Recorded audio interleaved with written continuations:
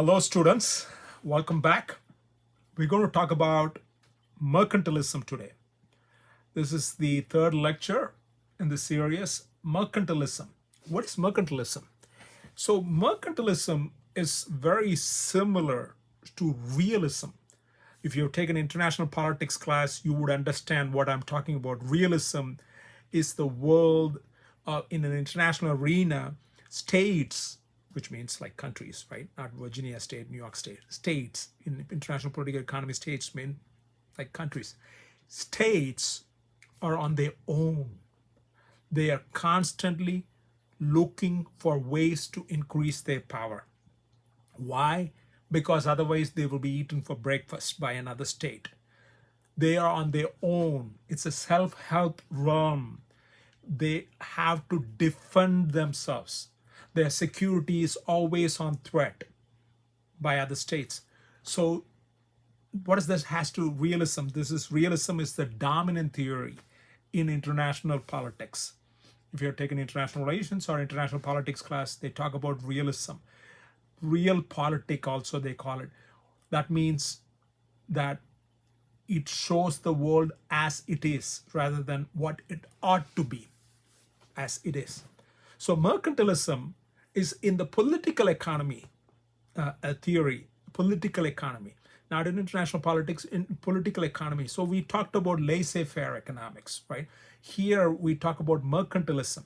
This goes back to 1648 when these European powers started going around the world looking for countries' discoveries, right? They found, the Columbus discovery and all this, which we know, we studied in history, and colonialism later. All these are part of mercantilism. The states are trying to increase their power by building its wealth. So, to build wealth, they are actively participating in the economy so that their wealth could be increased. When their wealth increases, their power increases, military power. And as a power, money is also a hard power. Have you learned about hard power and soft power? Hard power is both military and monetary power. So the United States have hard power, that is the hard power. And it has a soft power, which means its ideas like democracy, free market capitalism. All these are ideas which are attractive to other countries. So you could coerce them through soft power as well. And you could attract them to cooperate with you through soft power. So mercantilism has been there for a long time. That mercantilism from the 1648 till Napoleonic era. Napoleon was defeated in 1815. Up till then, it's called classical mercantilism. Classical mercantilism. In that, mercantilism is viewed as states view that it's a zero-sum game. What is zero-sum? S-U-M game means. Okay, zero-sum means you win, I lose. I win, you lose. So states are fighting to win on the cost of others. Whereas positive sum means you win, I win. We both could benefit. But mercantilists see the world as if somebody is winning, somebody is losing. So I better win. And how do I win? I have to increase my wealth so that my security is not threatened. And I have to make sure my military might and economic might are always growing. That is never enough. Never enough. In realism, remember I mentioned there's never a point where the states reach, okay, I got enough military power, I'm fine, I don't need to worry about achieving more power. Actually, it is never enough because you're constantly under the threat of other nations could grow compared to you. If you just stay stagnant, I reached a point, others might grow in front of you and might try to dominate you. So you're constantly trying to grow and make others not grow. Yeah, it's a scary world. So mercantilist also has this neo-mercantilist view, Neo mercantilist, neo-mercantilist. I will talk about them as well. So when we talk about mercantilism, let's talk about countries which were France, England, Holland, all this country become a state. Remember, Germany was not a state. Italy was not a state. England and France were not a state. They were city states, small city states governing. As the population grew, then they have the entire large mass of land and people of various different cultures coming together to create a state. Charles Tilly famously said, war made a state, state made the war. Isn't it interesting? Because to fight with others, the larger you are, the stronger you are. The stronger you are, the better you could win others and defend yourself. So states are constantly trying to increase their land mass. Yeah, think about the United States, right? It has 13 colonies, went all the way, manifest destiny, took over Mexico's land, Arizona, New Mexico, California, all came from Mexico, right? Before that, Louisiana purchase from France, Jefferson bought the land. So we are constantly, and Alaska we bought from Russia, Hawaii we took over by force, got both diplomacy. So all this constant need to grow, never-ending growth. Same in economics. So mercantilism, this France, England, Holland, all this grew from city-states, small outward expansion in all directions and created. And so states were modern states were created. Now, and then what did they do? They go and found new lands and then started exploiting them. And you might say that sounds like colonialism. Exactly. Mercantilism is colonialism to some scholars. Look at what they did. The Spaniards, conquistadors, who went into Latin America and occupy the Incas, right? And make them work and take silver and gold from there to Europe.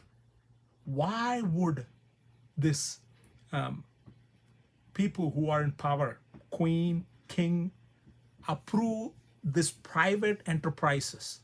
Why do you think? These private enterprises make money which will benefit the power.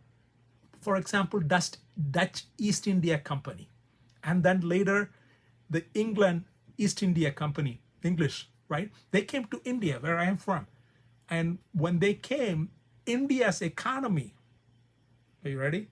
Was 25% of the world's economy. Even the entire Europe will be almost 25% of the world's economy. So England alone was never match for India's economy.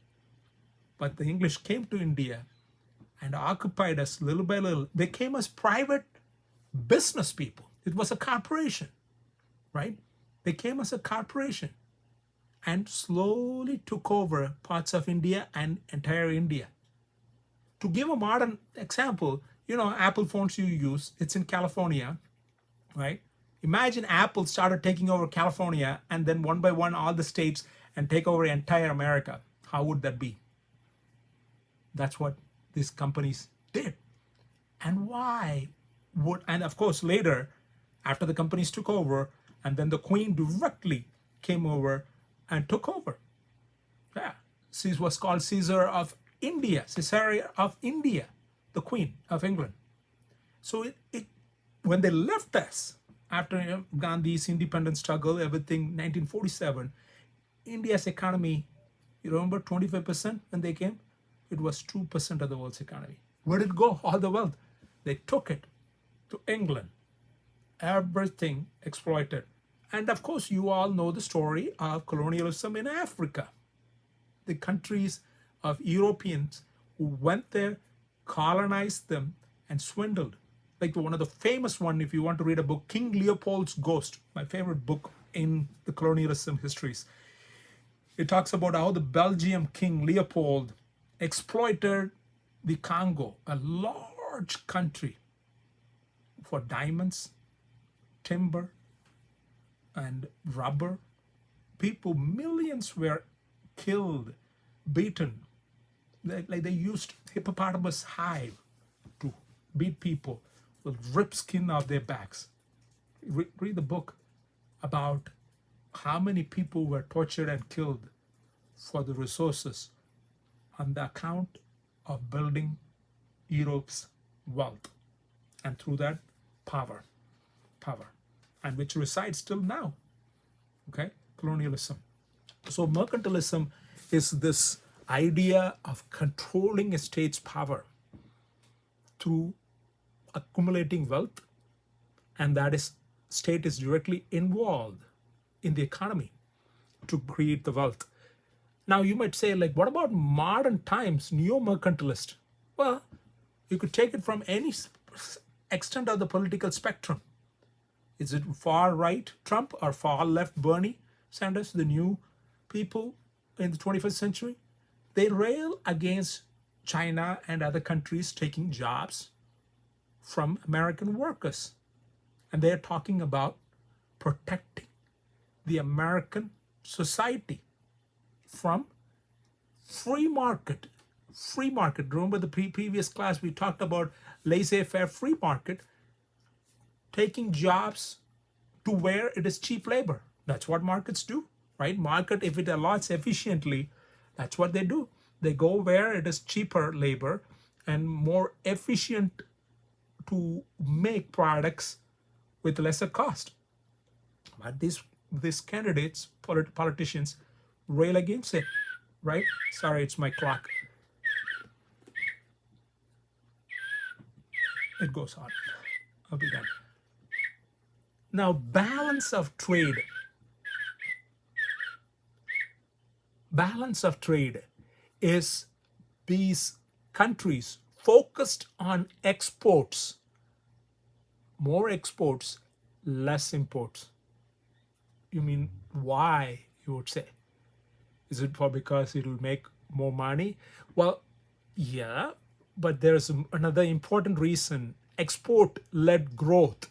That means when you're exporting more, you don't need to worry about during time of war somebody cutting off your resources. If you're depending on other countries for food, for example, or materials, minerals, oil, during time of war, that is import, right? If you're depending on other countries and they cut it off, then you're in trouble during time of war.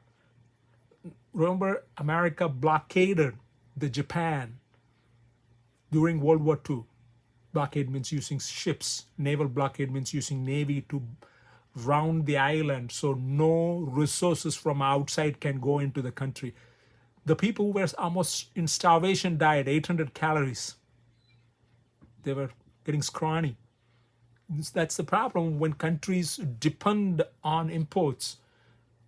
So countries are very vigilant to make sure products are created in their country, especially the vital ones, which won't be cut off during time of war. That's why United States gives subsidies to farmers so that we don't depend on farming goods from other countries during time of war. Isn't that interesting? State, which is the state regime government, so the country actively involved in the market, politics, and economy, getting involved. So you understand mercantilism now, I assume. Okay. Now, even during America's independence, there was a scholar and a politician named Alexander Hamilton.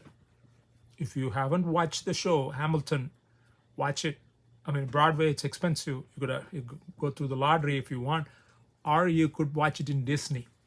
Watch the show, you would understand Hamilton, where he comes from and what his ideas. I think I have already mentioned during Revolutionary War, he was reading Wealth of Nations, Adam Smith's book. So you might think, oh, so is he a laissez-faire free market guy?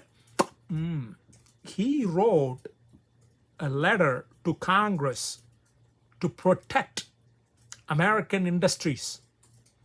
It's called infant industry syndrome. Infant industry syndrome. What is the letter saying? He's saying to protect American companies from the British products. Why? Well, I'll give you an analogy. Say you have a child. It's like 10-year-old. And then the 10-year-old boy wants to fight world heavyweight boxing champion. Would you let him fight the heavyweight boxing champion? No, right? Unless you want your child to be dead. You're not going to allow. However, he is adamant about it. You would protect him from getting killed. And you would say, "Oh, if you're really interested in boxing, take boxing classes, train hard, build your muscles, let you achieve the full maturity, maybe 18, 16, I don't know. Mike Tyson fought heavyweight at 16, I think. You achieve maturity and then fight." Right? And that is what Hamilton is saying. This infant industry syndrome is you don't let infants fight with big giant behemoths because you will be crushed. It's not a fair fight. So you protect those industries of yours so that they will be able to grow stronger, and then let them fight in the international market. So until then, you protect those industries.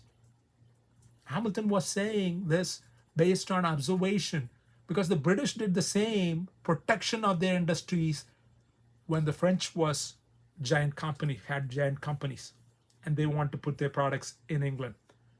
So America did the same. Guess what?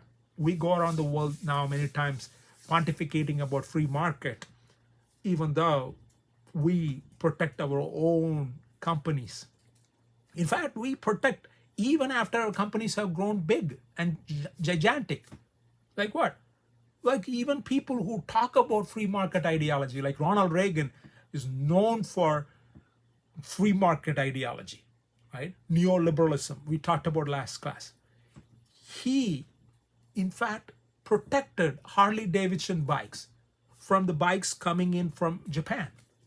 He put a 45% tariff on these Japanese bikes so that those bikes will not be a strong competitor. Tariff means, taxes on imports. So if the bikes are like $100, just for math easy, say, you put 45% tax, $145. That's just a huge jump, right? And so that if Harley is selling for 120, then you have a better chance of buying a Harley, some people, rather than buying a Japanese-made bikes. If the Japanese bikes were allowed without a tax, $100 versus Americans' $120 or $125 Harley, people are going to buy the Japanese product. So even Ronald Reagan, who touted that, used these protectionistic policies. Many countries do. Nokia protected its company for a long time. Finnish company, Finland protected the Nokia before it allowed it to compete in international markets. So protectionism, for what purpose? Well, when the company becomes strong and successful, if your child becomes an adult and becomes strong, and then he wins fights, he's going to make millions, and maybe he will give it to you, right? Also in benefit of your child. So your companies, your country's companies are yours, and they grow, you could get tax out of it. It's also a benefit to the state. State is thinking about in mercantilism what? Again, wealth, and through that power. I don't know whether you watch CNN's Fareed Zakaria GPS. You should. You would learn a lot. And he got his PhD from Harvard. He's not just a TV personality. He's a scholar who got his PhD from Harvard. And in his doctoral dissertation, he wrote a book called Wealth to Power, which he talked about America in the early 20th century, how it translated its economic growth into military might. So countries do focus on converting its economic might to military might. Now, South Korea, about 70% of people wanted the country to have nuclear weapons because of a threat from North Korea. But where do they have such a small country potential to make nuclear weapons? Economic growth. Right after Korean War in 1951, the country was poorer than North Korea. Can you believe it? At the time, North Korea was a little richer than South Korea. Now, it's multiple times richer than North Korea. And it was under the umbrella of protection of the Americans. Now they're like, nah, we want to have our own. So countries, states use their wealth to protect increase their military might and power and economic power itself. Think about the Keynesian idea. Remember the last class we talked about John Maynard Keynes? John Maynard Keynes came in the big introduction during the World War II time because of the Great Depression, and he supported the economic policies of that era, which is government playing a strong welfare state role, giving jobs to the people, right? And some scholars argue that these tariffs led to big depression. Some economists argue. Of course, that is the point of international political economy. There's different ways to see it. Different ways. Free market is one way, and today's discussion, mercantilism is one way, and structuralist view, which means like Marxian idea as exploitation. And there is another view, constructivism, which we will talk about lecture after next.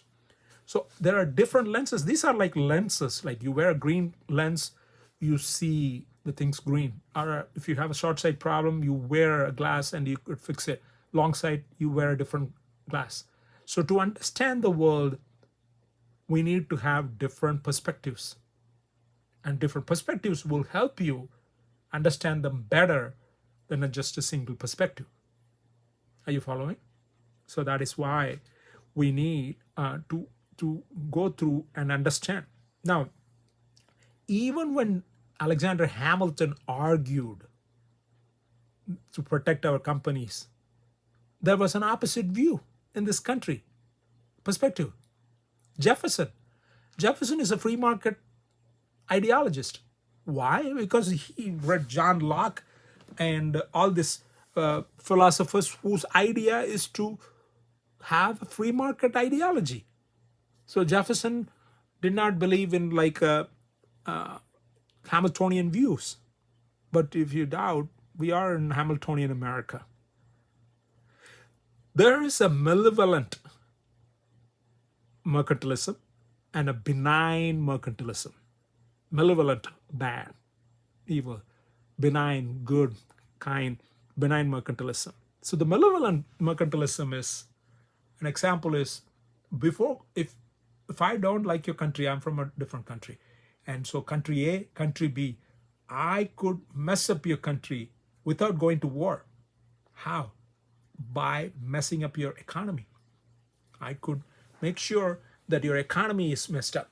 There was a book, New York Times bestseller, called Economic Hitman. New York Times bestseller, check it out. Economic Hitman. In that it talks about United States. The author was one of the economic hitmen before writing this book, is to send this economic hitman to create economic problems in other countries. Severe problems. So then it is easy to handle them politically. We use institutions like what? IMF, World Bank, all these are Western institutions created right after World War II.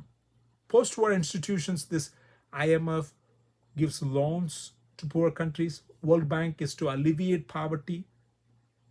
This Washington Consensus, it's called, created these institutions. Bretton Woods institutions we talked about, I think. These institutions coerce other countries to open up their market. Even if their country's market is not ready, even if their country's companies are infant, they coerce them. Why? To make money, so that American companies could make money. What about their country's companies? They will go bust. They are infants. They can't fight a giant. These giants will go in there, destroy their companies. Why would they open their markets? Why can't they say no? Well, when they want loan, they come to IMF. The IMF document they need to sign to get the loan says you need to privatize and deregulate. So you remove these artificial barriers. When you remove these artificial barriers that those countries have to protect their companies, those companies will become vulnerable in order to get the loan. So these guys are like loan sharks. They give these loans and then unleash American free market companies and go and destroy. The goal is not to destroy, the goal is to make money, but destruction happens. So, how do states in modern times play a strong role in economy? Neo-mercantilism, is that really still happening? Yeah. Look at them in 1957, DARPA, DARPA, Defense Agency, Research Agency, which created the internet. Yeah. Internet now has more millionaires it produces. Somewhere I was reading, it creates more millionaires in a week than all other industries put together create. Millionaires. And it created billionaires. I mean, look around in Silicon Valley, from Mark Zuckerberg to Amazon, Jeff Bezos, all these guys, what? Without internet, how would they be? Billionaires. And all these are free market companies. But who created that opportunity for them? DARPA, the internet was designed for military purposes, and then many private companies benefit from it. Same with airplanes, semiconductors. I mean, airplanes were used, now Boeing and other companies that use, but also military purposes. The companies get big contracts from it. Look at Elon Musk, for example, the richest man. He has SpaceX. If you read his biography, the SpaceX company was about to be collapsed, but he got a big contract which helped him. Where did he get the contract from? NASA. NASA belonged to the government. And companies like that thrive because of government helping it. In old times, transnational railway companies, governments gave land. So what am I saying here? It's not like laissez-faire, markets alone doing the job. It's government working together to create these economies. So government benefit because these Silicon Valley titans help America, not just directly paying taxes, which they don't much, many of them. That is a whole different topic of discussion. But technology, technological advances, and manpower. Other countries tried to emulate it. Russia came and looked at Silicon Valley and tried to create a similar Silicon Valley. It didn't work. Countries wanted to have. Israel, I was just listening to the news in CNN. Netanyahu helped, Bibi Netanyahu in Israel is the prime minister for those who don't know. He helped create Israel being the startup nation.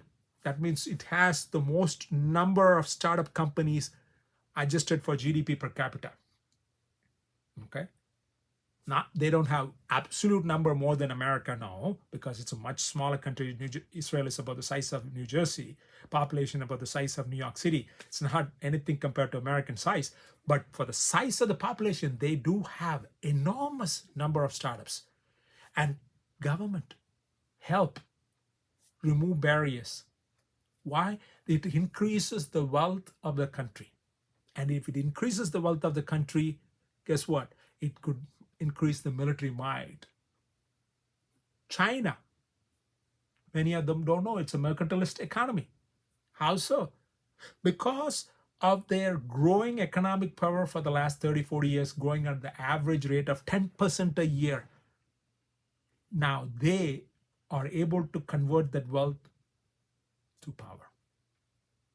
Yeah, just like Fareed Zakaria's book, Wealth to Power, talking about America, China now, the second largest economy, right? And military. They're using that money power to make it as a military power. So now they threaten all the Southeast Asian countries. And not only threaten the Southeast Asian countries, but also dictate terms to even the superpower United States. They are now rivals, economic rivals and military rivals. Can you see the mercantilist perspective? Zero sum game. You win, I lose. I win, you lose. It's a cutthroat competition, just like realism in international politics sees it. The world is divided into winners and losers. Yeah, liberalism doesn't see that way. Wait till I teach you about structuralism and Marxism. Marxism sees it as a zero sum. So the world is created in that way, it functions in that way. And this neo mercantilist sees that way. So Bernie or Trump, when they talk about protecting the employees of the United States, they are feeling that American jobs are taken away to foreign countries. That's why they get more vote in the Iron Rust region, the area where Hillary didn't get as much votes, but Bernie got more votes in primary than her. And then Trump got more votes than Hillary in the general election because they talk about protecting their jobs. Hillary is more like a middle line free market economic, whereas the Bernie and Trump, they their own way, left and right, but using the state power. They both believe in using a strong state power for the benefit of the state and its people and its society. Because market and political power doesn't function in vacuum. It functions in what? In a society. So to protect the society. But that's not the main goal. Protecting the society is good for the country. They used to say, what is good for GM is good for America. And people accepted it. When the GM said, now many people wouldn't accept what is good for GM is not good for America. Are you following? Okay. Now, do these really create security problems when states vie for or compete and rival? Yeah. One example is the rare metals. Write it down. Rare metals. This was materials used in cell phone and semiconductors, right? And this rare earth metals, quote unquote, was produced in China. Okay, and they exported to Japan, United States, and other countries. Japan is the third largest economy in the world. United States the number one. How do you tell that? Based on GDP. You know what GDP is? Gross domestic product, right? What does that mean? For those who don't know, it is the value, you assign a dollar value to every product produced in the country, plus all the services provided, including a massage service or anyone providing. You add that up and you see which country has large economic activity. America is mostly service-based economy rather than manufacturing-based economy. So in that way, you see America as the number one economy. Number two is China. China was number three and overtook Japan. So China is, let me come to the story. China was exporting these rare earth metals to Japan, America, and other countries. Then a small problem happened. There's an island called Senkaku, Senkuku. It's a freaking remote island with just rocks. There's nothing grows there. Bunch of rocks. But there was a conflict, tensions between Japan and China, who owns it. And Japanese said they own it. Tensions grew, and China said, we're not exporting. They just trade embargo. That means we're stopping exporting this rare earth metals to your country. What will happen? Because you depend on that for electronic goods. Japan produces enormous amount of electronic goods, right? From Sony TV to, I don't need to go into the list, even cars, Japanese cars need, these days they hire more electrical engineers than mechanical engineers. That many electronics, the like iPad, like devices on the cars. Freaking everything is electrical and needs these rare earth metals.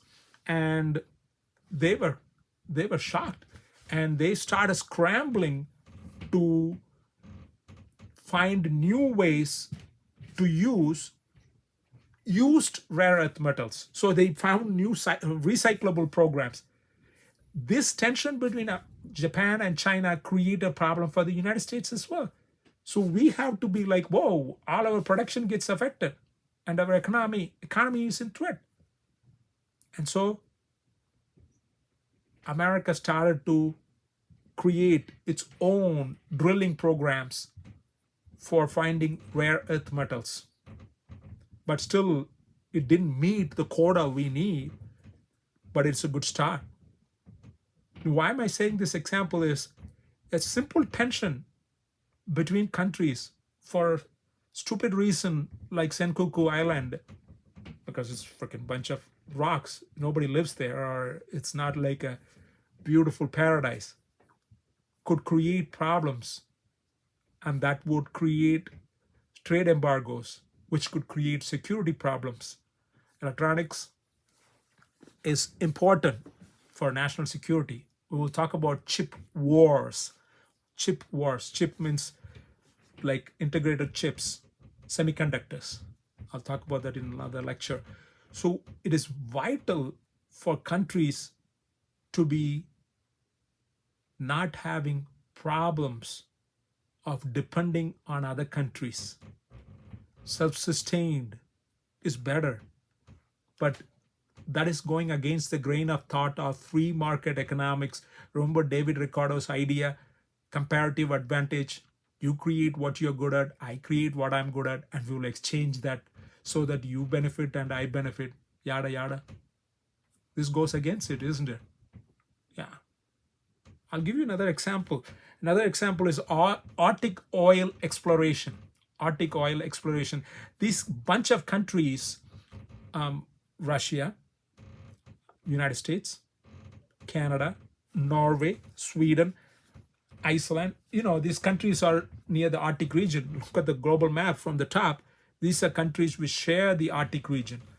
When the summer times, especially the Arctic ice melts because of global warming, there's hardly any ice. And so these countries were ready to drill for oil exploration in the Arctic region. Especially Norway and Russia went ahead. United States and Canada, Justin Trudeau and Barack Obama did not want to because of the environmental pollution it will cause. And this creates tensions between countries. Because if one country does it and the other country doesn't do it, still the economic cost coming from the Arctic pollution it creates is for everyone. It's called externalities. Externalities means exchanges between buyer and seller happens, but there is an extra hidden cost which you didn't sign up for. Example, I give you a medicine. You buy painkiller, or headache killer, and you buy it for $10. But the medicine has some chemical that creates cancer for you. That's an externality you didn't buy it for. You bought just the $10 you paid for just the medicine to heal your headache. So the cancer problem, then the government have to step in, right? To make me pay for that. That's negative externality. Now, societies, countries drilling there could create negative externalities for entire societies. It could create even if we don't drill. You might say like, Canada is close to Arctic. How are we? Alaska, right? Alaska. We bought Alaska from Russia, in case you didn't know. So there are many examples of countries vying for each other for power using economic means. Economic means. International political economy is very, very political. It's not just economics alone. These days, as I said earlier, I assume I said, if not, it's okay to repeat it. Economics is study of just markets but you don't get a better answer just studying markets alone. You have to understand and study them along with politics, because economies doesn't function in a vacuum without politics. Politics plays a significant role in economies. That's why entire 19th century, those scholars were called political economists. 20th century, it becomes like economist. Now you have PhD in economics and PhD in political science. And I don't have a PhD in economics. I have a PhD in political science. So, but we teach people from two different disciplines can teach this. So I hope you understand. We will come back to neo mercantilism as we discuss other issues of manufacturing, all the structural issues. Okay. And looking forward to discussing you in the next lecture. Bye.